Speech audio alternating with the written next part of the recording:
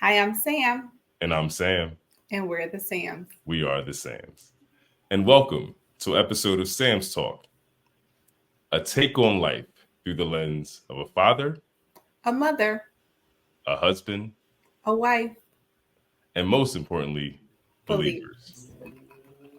As always, this episode is brought to you by Sam's Community TV, creating content to establish a community through genuine relationship building.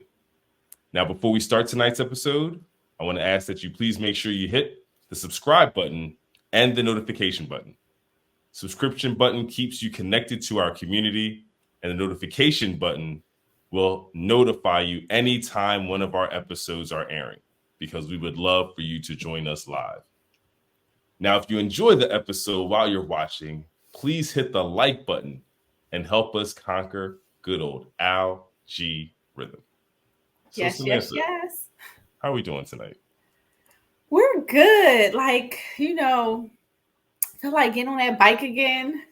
Talking to the folks. It's been a minute. I feel like, time has been flying, flying, flying. So I like to be on here, getting to see you, talk to you, talking to the people.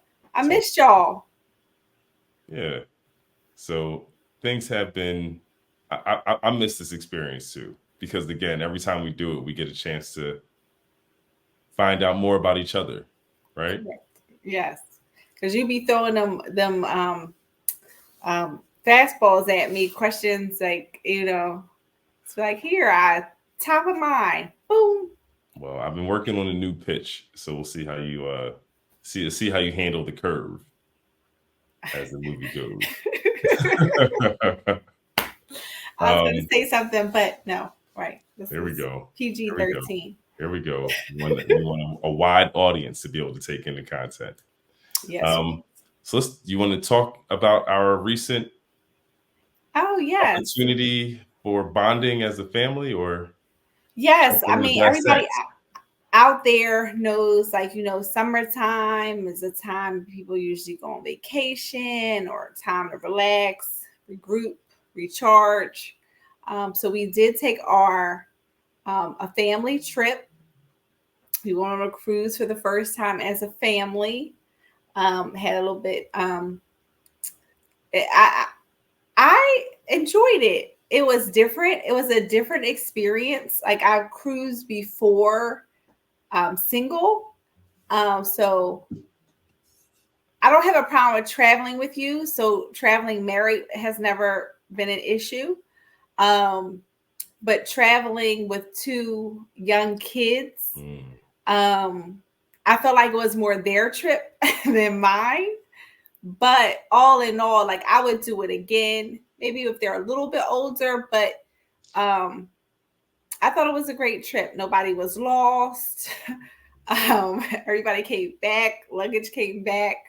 Um, but it's funny, talking to people on the ship, co-workers, friends, it's just like, and I even saw me one time, a little video on Instagram where it's like you should take 4 trips a year to get balance. And, one being, with your family. And it was just nice to sit back sometimes and watch the kids Mm. just excitement, new adventure. Like even you even mentioned like the kids we left with are not the kids we brought home. Not that we took someone else's children. It's just like, I mean, Savannah's feet were bigger, science just seemed to mature a bit, just seeing them grow before your eyes or develop is amazing. Yeah. But we got some sun, got to see some few different countries. Like all in all, I think it was a great trip. I just need a vacation from a vacation. Like just What is that exactly? Like the need for a vacation from a vacation? When so did okay. that start? Was that always how it goes, or did that start at a certain point in time? I feel like it started when I started getting older. Like because before it was like I could fly, go somewhere, a weekend, come back to work from the airport and be fine. Um, Now it's not so much a vacation from a vacation. It's more of a vacation than a break. Because it's just like we got home and I felt like I was buried in laundry, like washing clothes for days. Then you got to put it away. Like, ugh, I'll wash it. It's the put away is the problem. And also I can also be time of year because um I don't know. I just feel like school crept up on us really quickly. It's just Time of that. year. It Right. was in that sweet spot where if we weren't traveling, we probably would have been preparing for, a little bit more in terms of the upcoming school year. So it hits you fast, hits you real fast. Right. So it's just like you come back, you got all that, your body's a little achy because you lugging furniture. That's how the luggage feel, like a couch. Right, the luggage is the But furniture. you lugging luggage, okay? Tired kids, like you're tired, you got a little bit of sun, so it's just like you just then you gotta go back to work. It's just you need a break from the the vacation because as a mothers out there, hear me out, okay? And I know fathers, I feel like y'all will never feel this unless y'all are single fathers, Okay. right?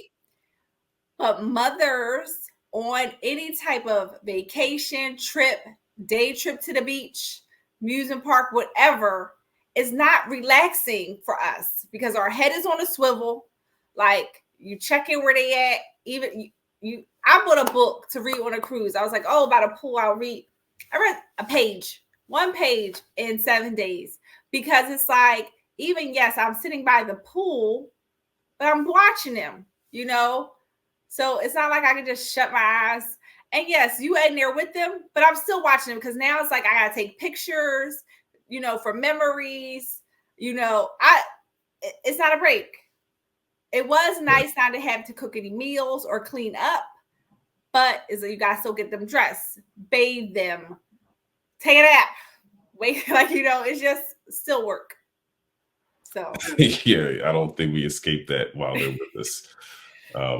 I thought it was overall positive experience. Obviously, it was a lot that we had to manage in different confines, but I think we made the most of what I thought was a pretty good situation, right. and I'm appreciative of the feeling that my children were also appreciative.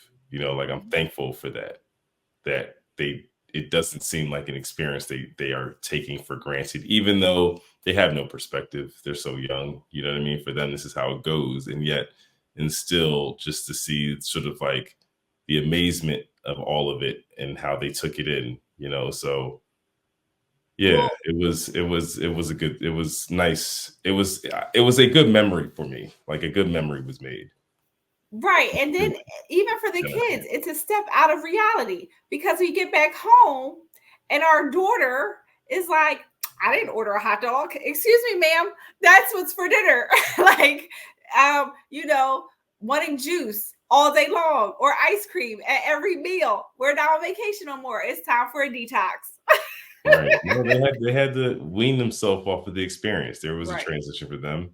It's like, Yeah. no, we're not in Kansas anymore, kids.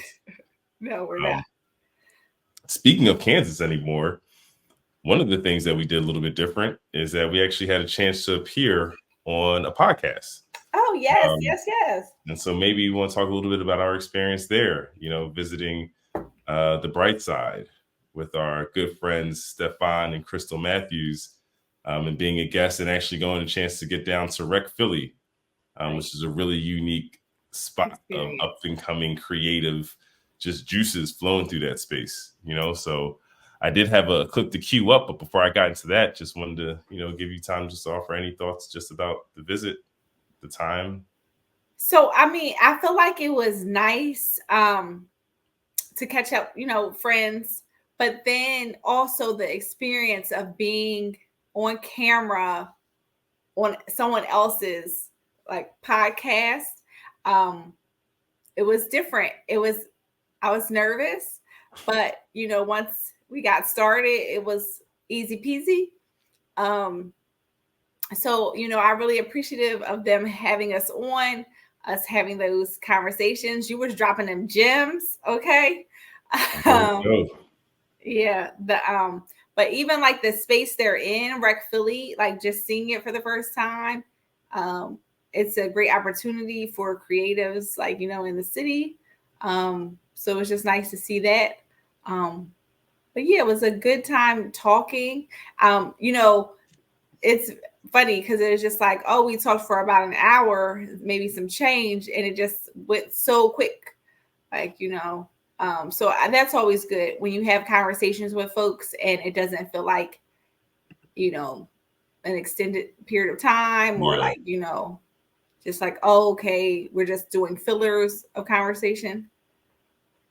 So it Yeah. was So good. why don't we just take a moment and maybe we can just jump into a segment here, just kind of a little bit of a clip of our time there. Sure. So one moment here, folks. All right. Here we go. Community. But you don't know where to find it. You don't know how to come across it, and it might be something like we're talking earlier, where it's like it's one thing to be social, but the having the intentionality in those relationships. How would you advise someone about going about even finding it, even if it's like one other person that you're like coming in contact with or something like that? Mm-hmm. Or starting their own thing. Starting Yeah. their own. I would say step out of your comfort zone. Mm. I think like that's the first thing. Because I was even talking to a coworker and she was so excited where she is thinking about a friend invited her to their church and she's like, I never did it. Like, Yeah. but it's just like step out your comfort zone. If Yeah. someone invites you somewhere, say yes. Mm. Like, check it out. You Mhm. never, Yeah. you don't gotta go back. If you Right, like, but just right. Yeah. check it out. Like, try different things. Cause again, you're used to what you normally do. And if it's not giving you results, like try something different. Yeah. I feel like I don't know, like, single life now, but I just know like socially, like there are things and like connections, like there's things happening in the city where it's just like, oh, watch a movie on a rooftop. You never know. Yeah. Share a blanket with somebody, or just be. You don't. I know there are a lot of introverts out there, so you Yeah. don't have to be overly. But like, just step into the room. You never Mm. know, like That's who you good. may Step meet, into the room. Yeah. Yeah. and don't. Your first question, second question. Oh, what do you do? Who you Yeah. know? Who do you know? Don't Seriously. don't even worry about that. Yeah. Ask their name. Yeah. Because people are crazy Yeah. out here. But you don't have to. No one cares what anyone's doing. Like kind of Yeah. thing. Just get to know them deeper than. Yeah. I feel like that question's asked, many different ways. And it's just like, how are people meeting people? Or how do you meet people? And things are different. I know, like now in the dating world than it was 10, 15 years ago. But even just thinking like meeting friends, I know a lot of times people say, oh, no new friends. It's hard to make friends when you're an adult, things like that. And a couple years ago, I would say maybe you're right. But I'm going to say now it's not. It's not hard to make friends. What's hard is you getting out of your own way. So that's why I was just saying, like, get out of your comfort zone. Go, like, you're not going to meet anybody if you're in your house. unless you ordering or you talking to the Amazon man or the Uber Eats. Like, it's just, you're not going to meet anybody if you stay in your own house. And if you say you are like, you only go to work, you go home, maybe in between you could, but it's just like, try something. Everyone has a passion, a hobby, something that intrigues you. And I'm sure there is something out there that connects that, like, or someone's doing that. And it's just like, go check it out. And if you can't get anybody to go with you, because well, if you can't get anybody to go with you, you always make sure someone knows where you're going, but don't let that stop you. Right. And I know a lot of people have issues with that or trouble with that. That's why I'm thankful I was raised as an only child, because there's a lot of things like I wanted to do, and it's just like, I'm just gonna do it because I was already used to being solo dolo. Like, I came in this world alone. I could go eat by myself. I could go to the movies by myself. I could check something out. And I know safety is an issue. That's what I'm saying. Tell somebody where you're going, things like that. But if you want to try pottery and nobody around you wants to do it, do it. The person next to you may become your new best friend or your husband or wife. You never know. Just try it. Yeah. So, I mean, you can think outside of the box. There are also vacations, like groups, like singles or whatever, where to be safe, there's companies you travel together, like, kind of thing. You just got to do your research and just try. You got to try. If you are looking to connect with people. Right. If you're not, then that's okay. But if you're looking to connect and you're not trying, stop boo-hooing when you don't leave your house. Right. And yeah, I mean, I don't think I have anything to add to what you said. I agree wholeheartedly that it requires effort to connect, and we're all about connections. Sam's Community, creating experiences to create a community around genuine relationship building.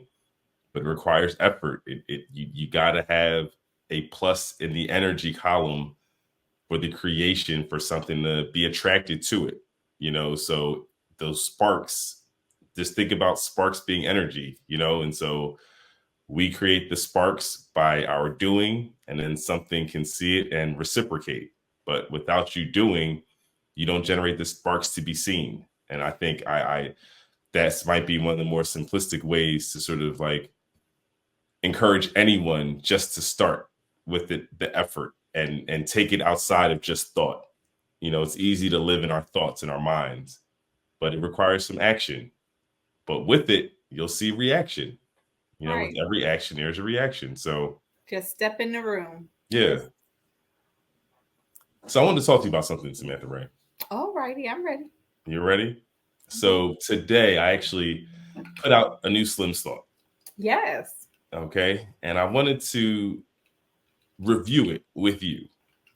So it is a thought that I put out today, and I think maybe you and I can review it together, because I want to get your perspective on certain components.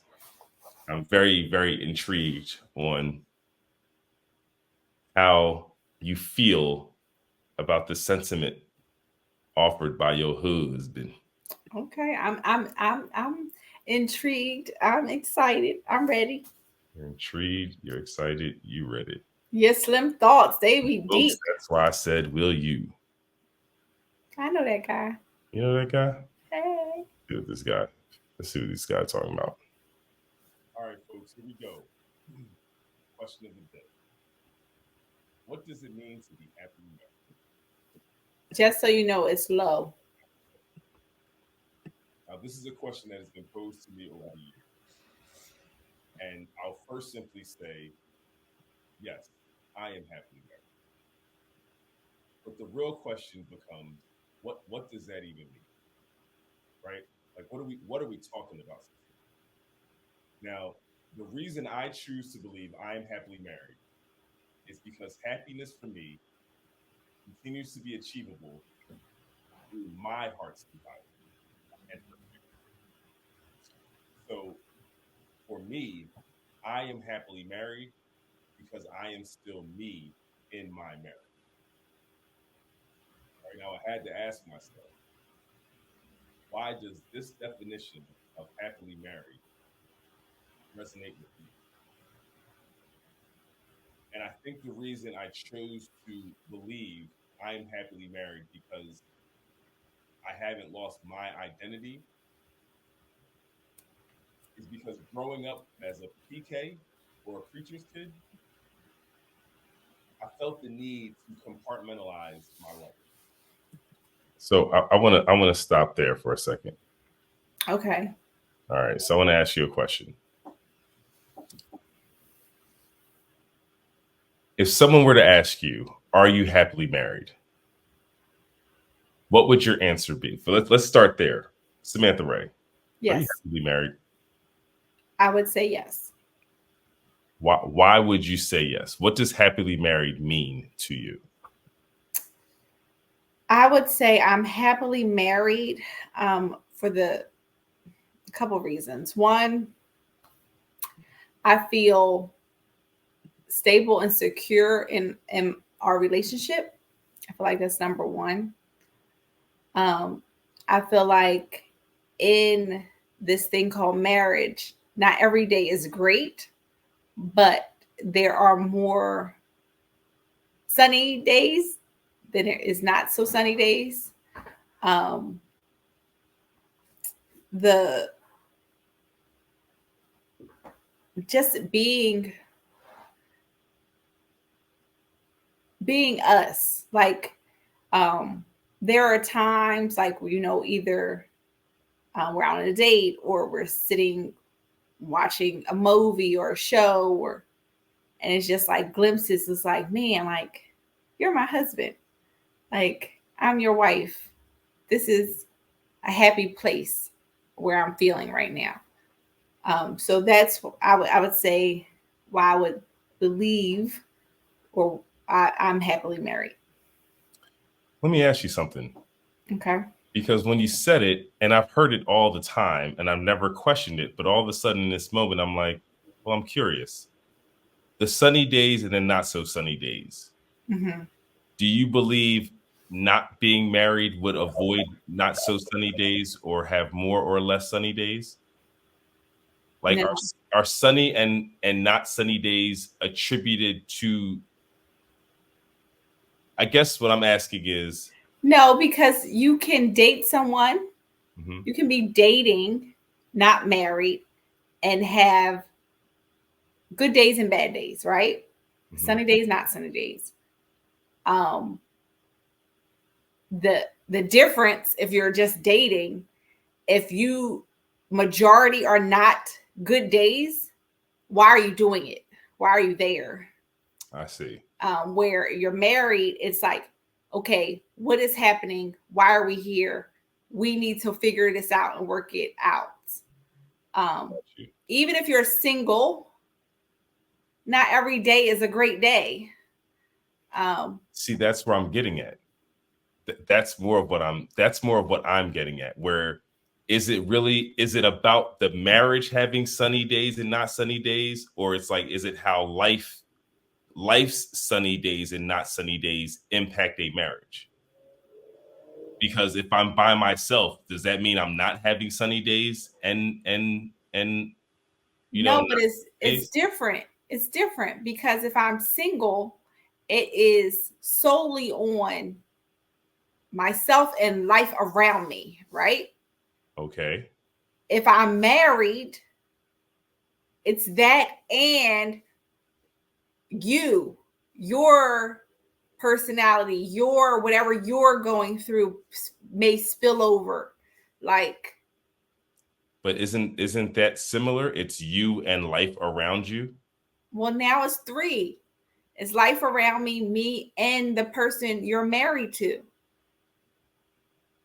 But I mean, isn't the person you're married to the life that is around you as a singular person?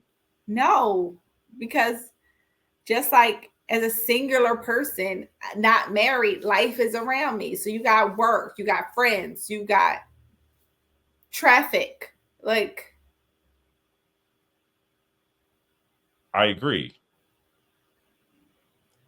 What I'm saying is, and you control none of those things. I mean, you can control what you control, but you can't control other people. Correct. So, in the same way, you cannot control other people. When you say you and life around you, I look at it as you, what you can singularly control, and the life around you, which you might influence and participate in, but you can't control it the same way you control you. So it is still outside of yourself, which to me is how I look at the life around you. Okay. Right. So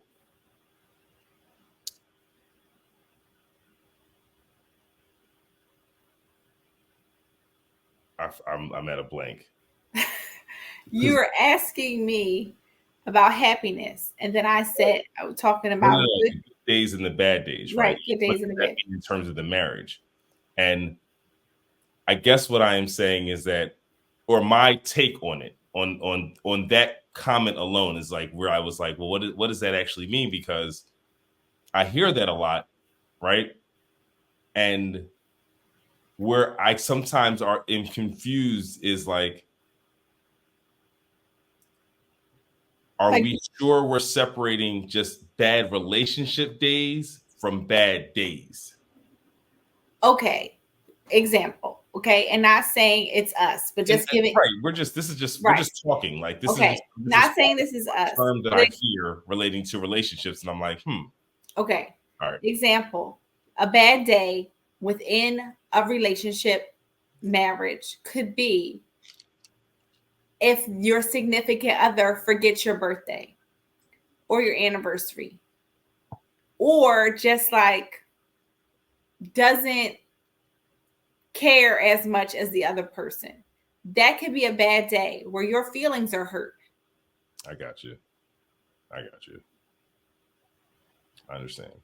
So it's like but it's a direct response to an expectation not being met by your significant other, which Right, creates for you a bad relationship day. Understood. I got right. that. I Okay, got that. okay.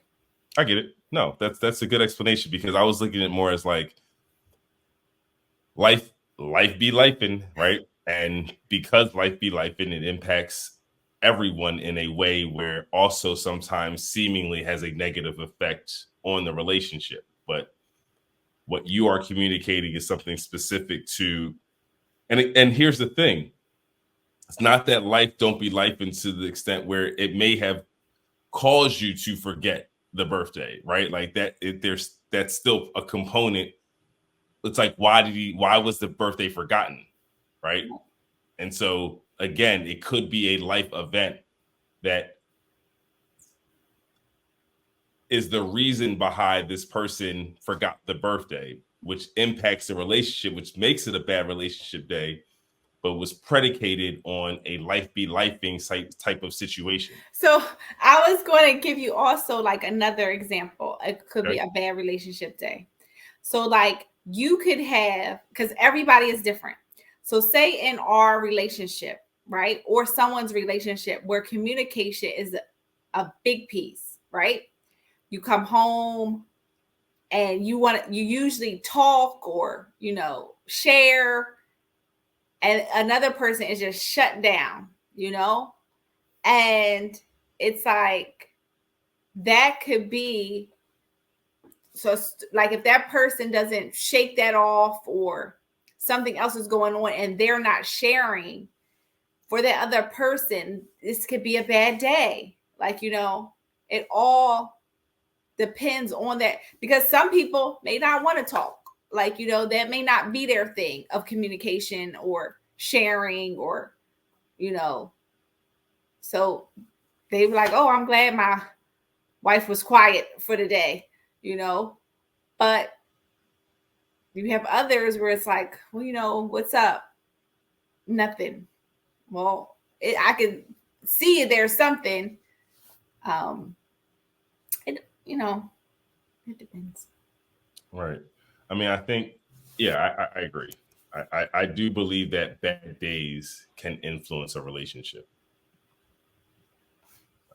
So, for me, I have a different thought around happiness in marriage, and I think that the your rationale is absolutely, and that's why I thought it was an intriguing conversation, because to ask the question is so open ended.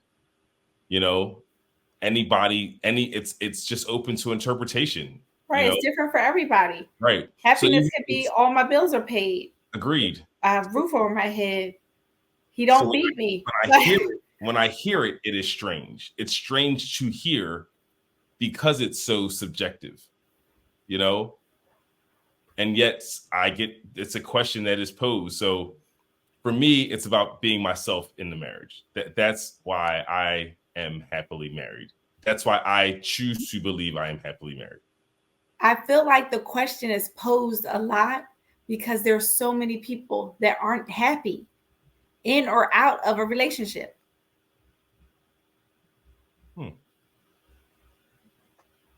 It's like people are just happy. Huh? Are just unhappy. Right. Or they're searching for the happy high.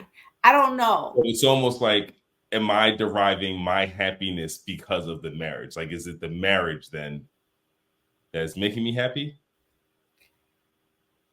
No, I don't know. Like I know that I have talked to married people, single people, and it's just like, well, it doesn't seem like they are happy. And it's like, okay, why are you happy if I am married as well?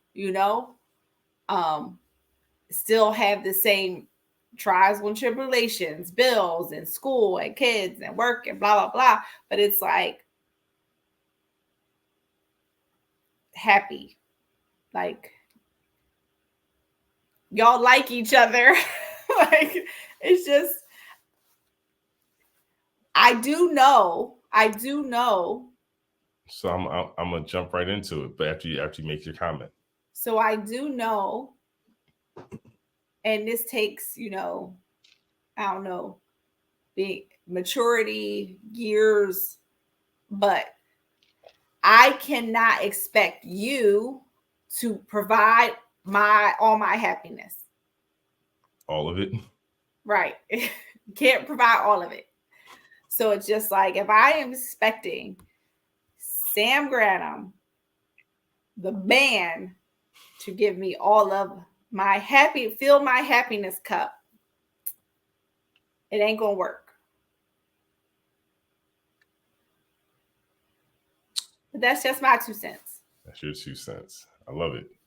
So here's where it's funny, well, not funny, haha, but what you just said, I think, makes a lot of sense in terms of potential unhappiness within relationship. And, as I dove into that conversation around why I answered the question the way I did, I thought about things in how I live my life. And I shared a little bit about my upbringing. So I hope you guys take a look at the episode. It's not too long. I share a little bit of my upbringing that influenced me to effectively adopt the practice of code switching. And the reason I was so comfortable doing so is because I didn't feel that I was being fake. I never felt that I was representing someone other than myself. What I was very conscious of the fact that I was holding back.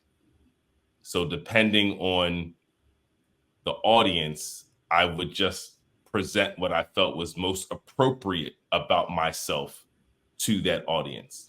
And what I thought wasn't appropriate, they never saw. And so I thought that that was how I should be conducting myself just as a person. If you're a multifaceted person, show them the side that's applicable.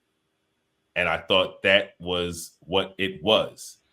And I was very comfortable living in that existence where people just didn't know other people that were in my world. They did not merge. And I didn't feel that it was unnatural behavior. Not saying that it is. I'm just saying that that was the lifestyle that I adopted. The reason all this is relevant is because when I think about what makes me, why I say I'm happily married, is because within my marriage, I can be my full self. I'm not compartmentalized within my marriage. And that's why that has such a different level of significance for me. As I've grown as an adult, I've realized that being in spaces and places where I cannot fully exercise my reach,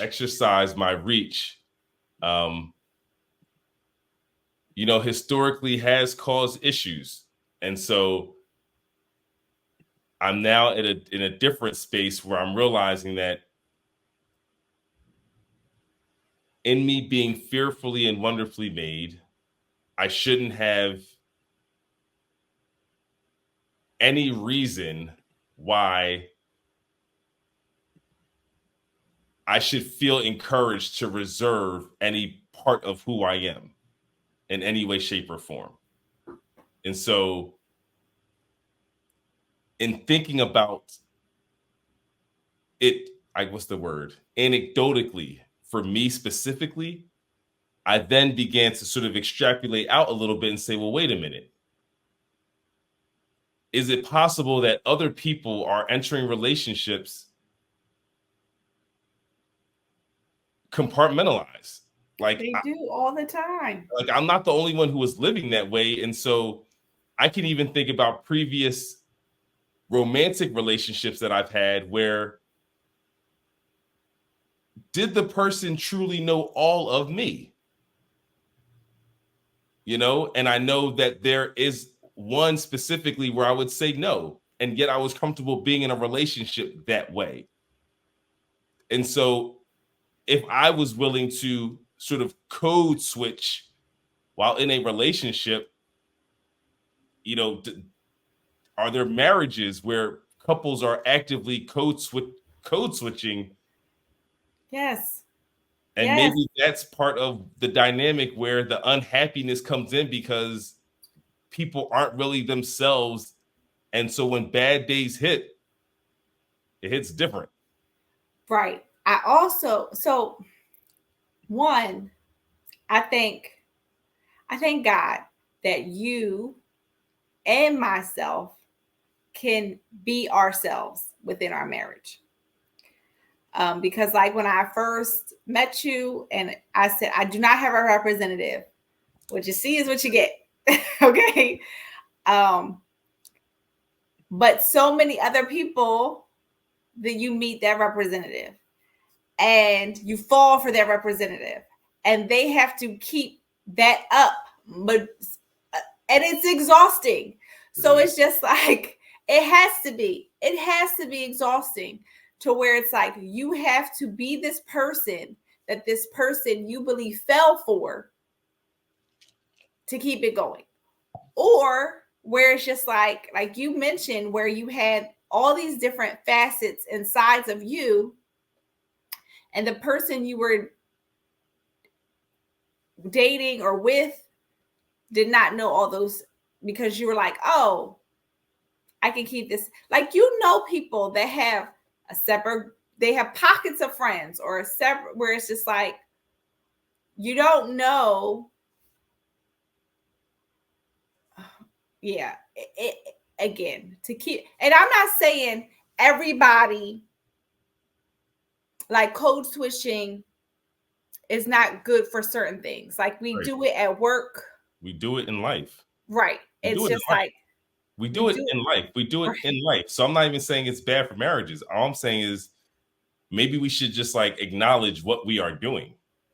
And sometimes in thinking about it today, I'm curious if we actually are. I never thought about the way I conducted myself in terms of relationship with people as code switching.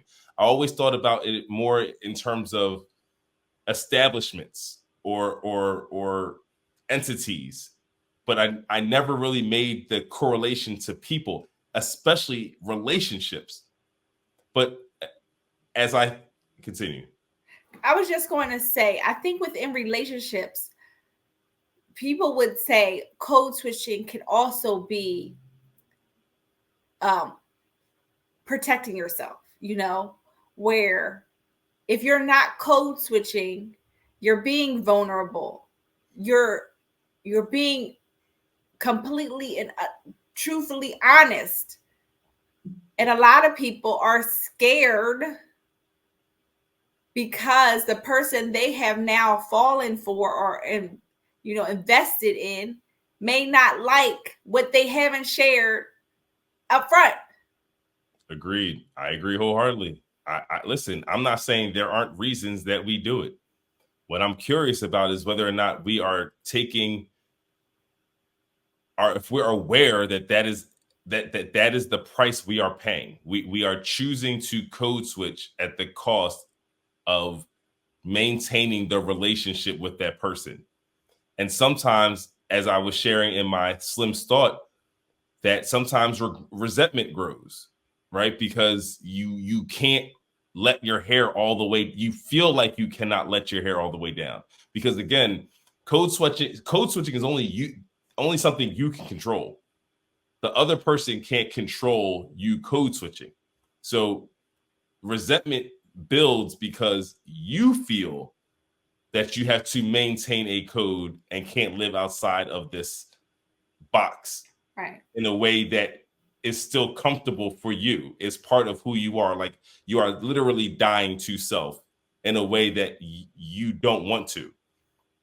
And I think the way it affects your significant other is that they are now for the first time experiencing things about you that they've never experienced before.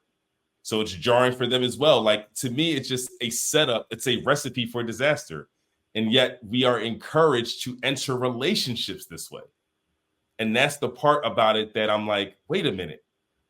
Are we actually being set up to fail because our culture is insistent on a type of model of dating that almost requires you to code switch, that requires you to put your best foot forward, right? It requires you to not just be you, but be the best version of you. And it's like, if you start there, then you always hit the mark. And I'm not saying that you're not on your P's and Q's. I'm saying you need to be who you are. You need to be natural. You need to be genuine. And if you're making decisions that you would not ordinarily make because you're trying to somehow impress the person, then understand you are signing up for that. That is now the expectation that has been set. That here's how your decision making will go for me.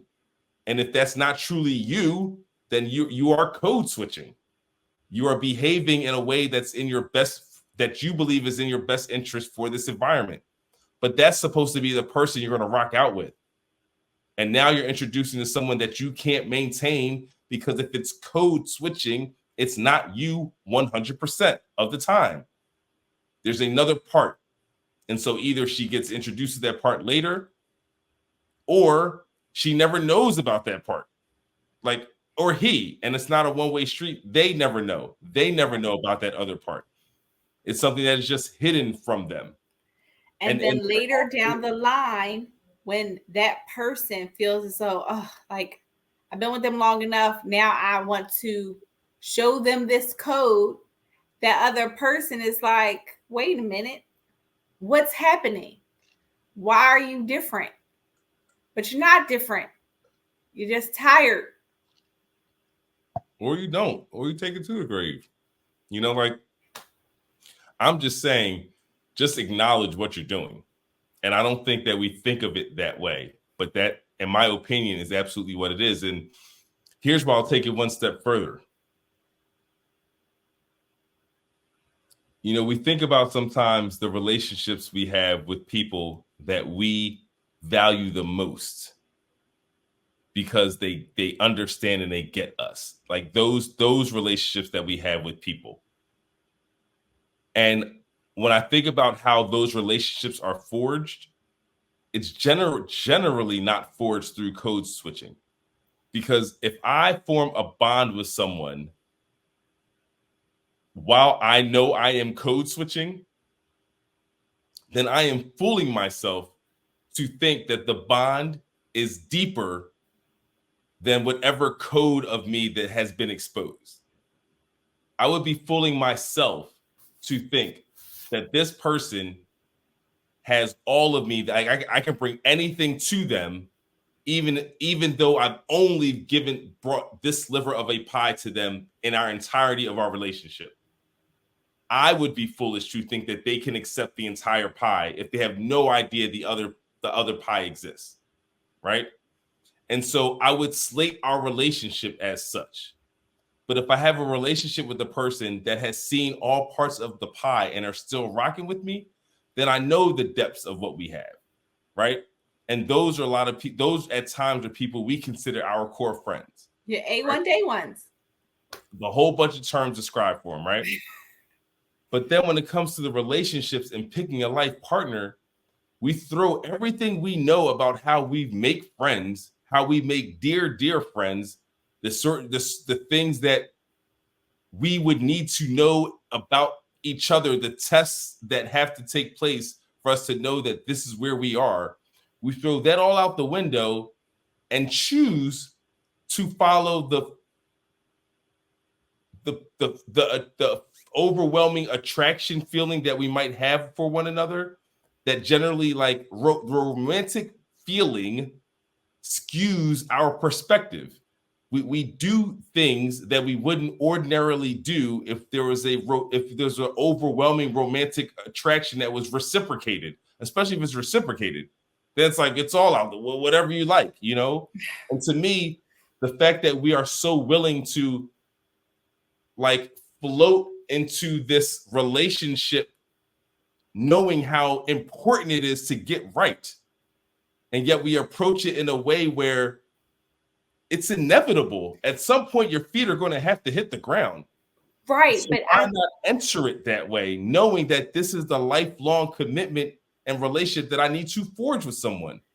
okay, because I would say as a woman, okay, and growing up or whatever, when you know whatever you know about love, okay, you don't think you want to marry your friends. Like, yes, you love your friends, but that's not what is told to you. Like, look for your friend, marry your friend. That feeling you have, you're looking for the butterflies and the worldly, like that. That is what you're chasing, not the homie. Right. And that's why I think I don't disagree with you that But we let are me all say, encouraged to chase something that is not, it's fleeting, it's fickle, and we're all encouraged to chase this thing that we don't even see every day. here's the thing. And we walk side by side and hand in hand with our peers still looking for this thing. Listen, we are 8 years in, right? Yeah. 8.5, right? 8.5 years in. I was just in a realization a couple weeks ago, right? Maybe a month ago, where I'm like, I know me. When I was single, I would like, to date. Oh, like, it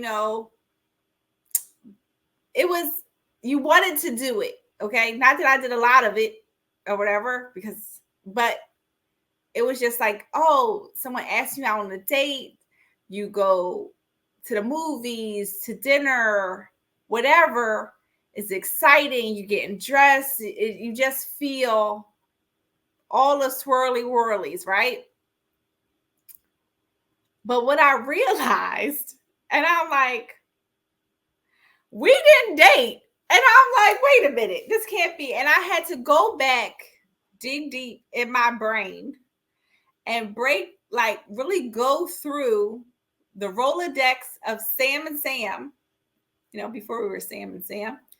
And it was like, okay, not saying like, we didn't, like our first date, we did go to dinner. it was a double date, but we went to dinner. We went dancing.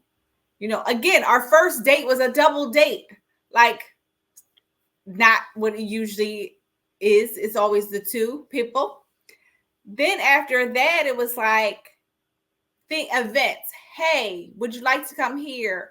Do you want to go? Like, and I had to. I was just like, we didn't date. Like, so our recipe ingredients, it worked. It worked out. And maybe that's the way it should be. Where you Well, here's what I'm learning, right? Like I accept that my belief system is my belief system. So even though I personally think that this will offer people a different outlook on what they look for in a potential mate, right? Like I just think that it's about reprogramming the mind around this whimsical character, right, that kind of sweeps both parties off their feet, to a person that understands them, respects them, cares for them, works for the cause. You know what I'm saying? Like they can put their heads together and great things come out of it. You know what I'm saying? Like that to me is what should be part of a larger conversation relating to lifelong commitments. I mean, if those things aren't there, then what does it matter in terms of dinner opportunities or, you know, trips, etc.? It's like if we are never on the same page, because we just don't operate on the same page. But again, at some point, people have their reasons for marriage. They do. People have their reasons for marriage. But what I'm seeing is like a higher rate of failure of marriage. And I'm curious as to whether or not we're really examining why and how we are entering these relationships. And if we're actually even giving ourselves a fighting chance to be successful. Because for full transparency, I was engaged before I was married. And I believe that in my engagement, I was code switching. And I didn't know that I was code switching at the time. I thought I was being authentic and genuine. However, I did realize that there were things that were connected closely to me that were having an effect that I wasn't truly acknowledging, right? There were things that were close to me that were impacted in a way that I should have taken account of, because it means that it wasn't being watered, right? There were things about me that I wasn't watering because I was operating solely more in this vein of myself. But this part of me still existed. I just wasn't giving it the attention, right? And so it started to suffer. And this part of me started to suffer. And whatever was related to this part of me, internal or external, began to suffer.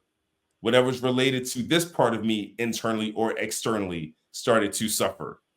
And then I had to start becoming more aware of the fact that there's a fullness of self that is not occurring in this dynamic, that if I continue, everyone is then at a disservice, right? Because at some point I feel like I will break out. Then what happens? And it's like, that can't be fair, where it's like, allow me to reintroduce myself. You know, once I recognized that I was not full and living in color, it's like, well, even if this were to happen, it can't happen under the guise of what you know of me to date. We would have to revisit this all over again and see if would be true. But part of me believed that I was operating that way because I couldn't be all of me and us walk. You know what I'm saying? And so, right, but and again, there are relationships, friendships, like there are ships out there where people are scared to show all of themselves,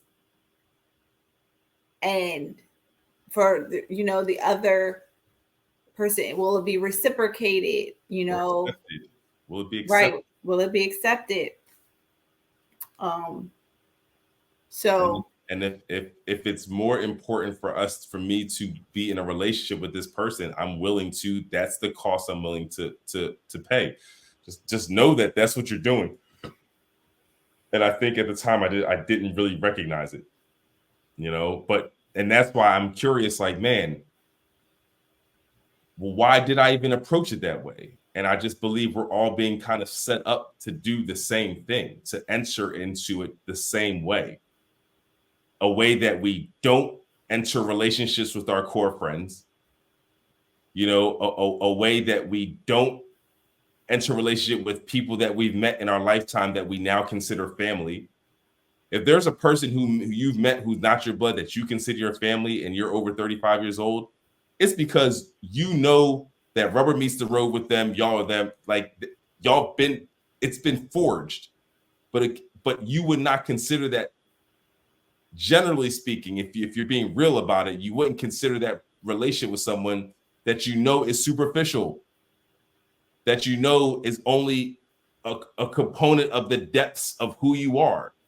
If they know they've never seen underneath the surface, and you're an iceberg, usually what an iceberg is big as what you see on the top. Believe you me, folks, it's much bigger at the bottom. So if you have that all on the bottom, and yet you convince yourself that they've got me, knowing they don't even know you, that's on you. So usually we understand those relationships and we slot them accordingly to protect ourselves. I'm not going to give this person this to carry knowing they have no idea of my weight, but this person does. And so I'm saying that for some reason, we've convinced ourselves to enter the most significant relationship and make the most significant decision in terms of a life partner. And we are willing to enter it in a way that ultimately has to be broken down to brass tacks. If you really are truly trying to align, see if you can align to move forward. You can't align up here. You're not on solid footing. You got to hit the ground. And to me, to hit the ground, that romantic lovey-dovey, all that stuff, you got to throw that out, man. That's designed for after you've made the decision. Now, let me get to know you. There's where the butterflies come in. There's where the dating with intentionality comes in. There's where the exploration comes in. There's where it's fun for a lifetime. It shouldn't stop. But if you lead with that, then you can create that experience with anybody. That doesn't mean that they're your life person. That's gonna die. That's gonna come and go. If y'all are not really rocking and vibing, at some point the restaurant gotta close. At some point, the last call. People don't want to hear that. The lights turn off. They want to feel. They want to feel it. They want to. The butterflies going so much, you just want to throw up. I'm nauseous because I just love him. But if you get to know each other, have a friendship, then date, it's a better chance. Rose-colored glasses are off. You know each other. You can be, yourself. But that's for me. That's my point. Like, not everybody wants that in a marriage. And I accept that too. I accept that. People get married for many reasons. That's why the way I would answer the question, as strange of a question as it feels to me at times, I would say I am happily married because I am me in my marriage. I can be myself. And it's not even like I can be myself where I don't strive to be the best version, but that's not the requirement for me to be here. There are certain marriages where it's like, if you don't show up as your best version, you're not welcome there. People live it and they feel it because that's how you showed up. So now you got to own it because you've never offered this to say, hey, there's more to it here, and or it wasn't accepted and you accepted the fact it wasn't accepted. And you still said, all right, I'm gonna do it. I'm going to change. People change all the time. We are changing. Life will change you. But even in changing and exploring what I explore as a changing person, it still can coexist within my marriage. Or people think they can change the other person. Like one thing I've said, and I don't even know what the question is or whatever, but I know somehow people have asked me or said something, and my response is always, I know who I married. Like I did not like, and I have dated people. I have dated people where it's like, oh, there's potential. And you say, oh, there's potential. And it's like, oh, if I can help or push or show or a little bit of this, they'll like, and that doesn't work. So I just knew marrying you, I was like, after the proposal and just really thinking about marriage and even like the vows and all that. And it's like, what will this be for future? It's like, one thing I know, I know who I marry and I'm not trying to change you. So I have to be okay with what I'm getting. And vice versa. Like, I gotta be okay for what I'm getting. And so I want to echo, I want to sort of piggyback on that because I want to offer also a perspective that echoes that sentiment. One, in the video that I referenced earlier was Slim's thoughts about the kind of comment below about code switching in relationships. I talked about my first meeting with Samantha. And in my first meeting with Samantha, we locked lips within 35 minutes. And, yes. And this is a person who speaks against romantically dating before marriage. And yet I kissed her within the first 35 minutes of meeting her. But I had to think about why I would do something like that, because that was not part of how I moved or operated. It would never be something that I would have encouraged or would encourage. And yet I knew in my heart of hearts, this was the move I had to make. And when I thought about it just today, really thinking about the why did you go there, it was because I knew I had never had a conversation with someone for 30 minutes of meeting them that felt so genuine and pure, with someone that was so attractive to me. And I was just like, there is no way that this isn't real. This has to be real. It was for almost my own sensibility. And to prove it was real and to prove that we actually were having a conversation, truly seeing each other in like a depth way at our first meeting. Like the reason what we did was so we went there right away. And that never happens. And the fact that we were doing that, I said, I'm going to kiss her because I want her to know that I see her and I believe that she sees me. And I went in and she responded. Yes. And I say all that to say that what was established at that point in time was not about our representatives.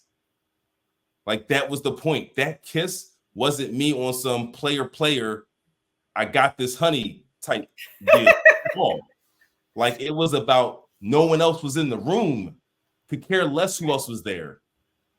But it wasn't also about like rose-colored glasses. It was like, you see me and I see you, because relationships usually are about gaming at first.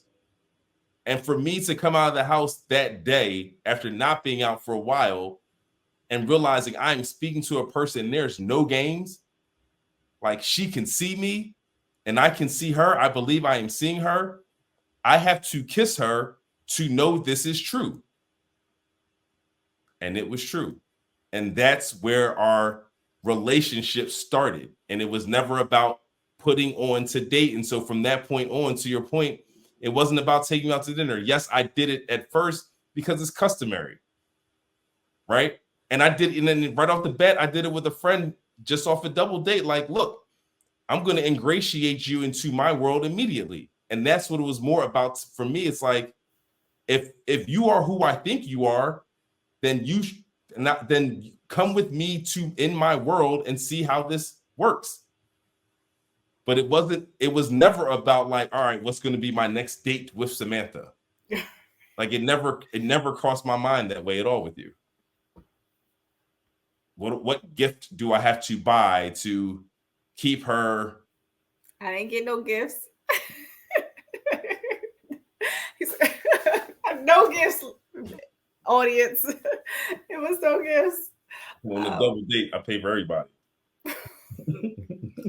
You need to get an IOU. All right. It's well worth it. Yes, it was. But yeah, I don't. It was different. It was a breath of fresh air to like just have a conversation, and I didn't feel like you were trying to push up on me. I wasn't looking at you or checking for you, but it just felt so real. Right. Like it just felt right. Right. And I was like, this is not really happening. It felt too real. And I said, I gotta know that what I'm feeling is not a fluke. And we danced the rest of the night away. So the lights came on. She was mine. And I was his. That was his. You know, so well, folks, I think on that note, it's probably a good time to end tonight's episode. I hope you enjoyed the episode. As always, you know, if you like what you heard, please hit the like button. Like it, subscribe. The rhythm. It was good getting back in touch. Just consider, you know, code switching in relationships. And if you think it is a thing that you do, then start asking, how can I avoid that? Right? Because at some point you got to expose yourself. And we know that feeling is uncomfortable. So let's rip the Band-Aid off in the beginning. And if they're not going to accept you from the beginning, is that the worst thing that can happen? At least now you know. Right. Right? If they're not going to accept you from the beginning, then did you lose anything? Just curious. So, folks, until next time, folks. Stay blessed. Peace.